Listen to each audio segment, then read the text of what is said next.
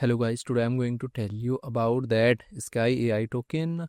Now before we start the video, let's share my legal disclaimer. This video is only for educational purpose. Do your own research for the investing. According to the website, SKYAI is a Web3 AI infrastructure project that connects artificial intelligence to blockchain data through an extended model context protocol MCP, aiming to power intelligent agents and create an on-chain data economy. AI data infrastructure. It provides a protocol layer for AI models and agents to access, analyze, and act upon real-time multi-chain blockchain data.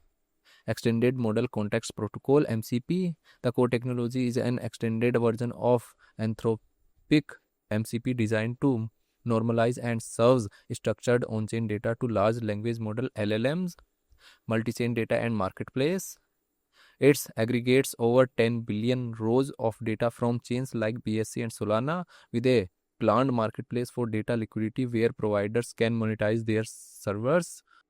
SKYAI token total supply is 1 billion and circulating supply is also 1 billion SKYAI token. SKYAI token is listed on Binance Alpha, Bitget, Gate.io and other exchanges.